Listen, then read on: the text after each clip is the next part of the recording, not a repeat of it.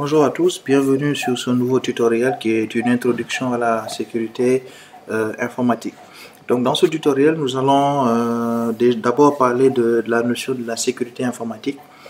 Donc il faut comprendre que le but de ce tutoriel, c'est aujourd'hui de pouvoir mettre en place un système sécurisé pour son SI, donc au sein d'une entreprise. Donc on va supposer que vous êtes dans une entreprise et vous voulez mettre en place une procédure, une norme, un système pour vraiment assurer la pérennité du système d'information de cette entreprise-là.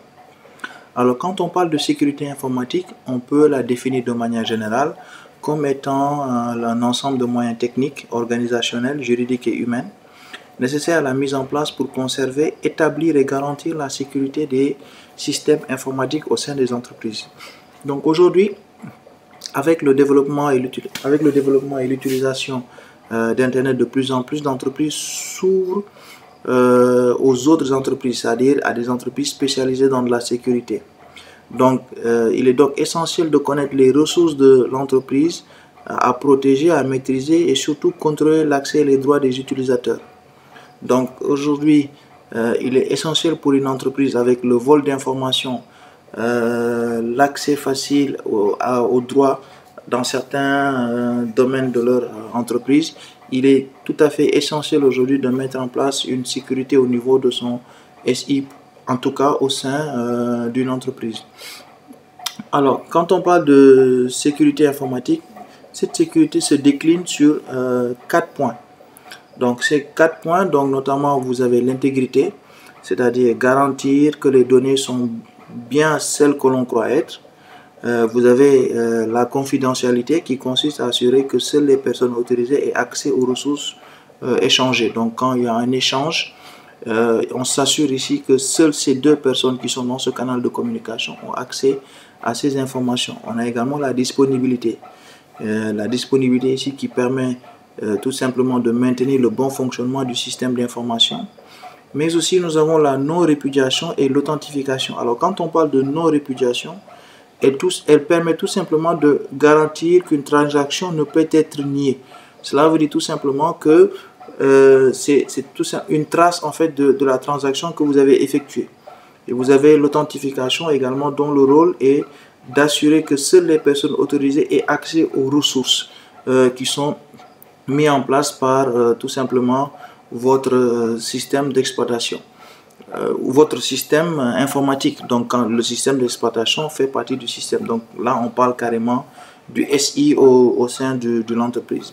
Mais aussi il faut comprendre que la sécurité informatique d'une entreprise, en tout cas du système d'information d'une entreprise, nécessite une approche globale. Alors cette approche globale, normalement elle peut nous amener vers la sensibilisation des utilisateurs aux problèmes de sécurité, donc la sécurité des télécommunications, mais également la sécurité physique. Donc c'est dans ces cas de figure que la sécurité des systèmes informatiques se cantonne généralement pour garantir les droits d'accès et surtout les ressources. Donc ici, quand on parle vraiment de sécurité informatique, on veut mettre en place, on veut garder, on veut conserver les données d'une entreprise ne pouvant être récupérées par quelle que soit une personne extérieure à cette entreprise-là. Et par rapport à cette pérennité-là, on peut identifier que les besoins au sein d'une entreprise sont en termes de sécurité.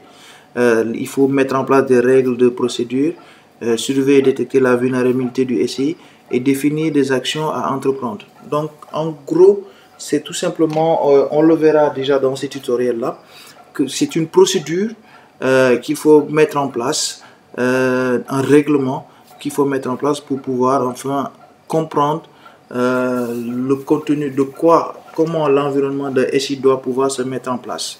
Donc, et bien entendu, un SI d'une entreprise repose sur une bonne connaissance des règles par les employés grâce à des actions de formation et de sensibilisation auprès des utilisateurs. Donc, la deuxième phase ici d'un SI, d'un système d'information, en tout cas dans sa sécurité, elle consiste à former les personnes qui vont travailler sur ce SI.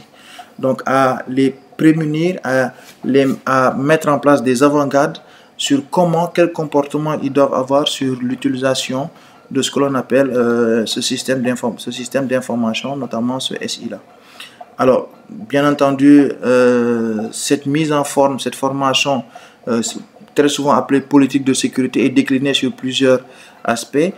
Il faudra qu'on mette en place un dispositif de sécurité physique et logique, une procédure de management des mises à jour, une stratégie de sauvegarde planifiée des informations, des données, un plan de reprise après incident, c'est-à-dire quand vous êtes face à un incident, quel est le plan de reprise que vous mettez en place pour faire face à cet incident. Donc, c'est vraiment un ensemble qui vraiment met en place un système d'information. Donc, nous ici, le contenu de ce tutoriel, en tout cas des tutoriels qui vont venir, c'est déjà de connaître de manière théorique un système d'information, quelles sont les différentes procédures à mettre en place, quelle est l'évolution d'un système d'information. Ensuite, maintenant, on évoluera vers la version la plus pratique, c'est comment maintenant protéger un SI afin de pouvoir assurer ce que l'on appelle une pérennité de son entreprise, mais bien entendu du système d'information de l'entreprise. Alors, pour ce tutoriel, c'est tout simple, c'est tout pour ce tutoriel. Alors, on se retrouve pour le prochain tutoriel pour beaucoup plus de détails et beaucoup plus d'informations sur ce qu'on appelle la sécurité informatique et notamment la sécurité informatique sur les systèmes d'information au sein d'une entreprise.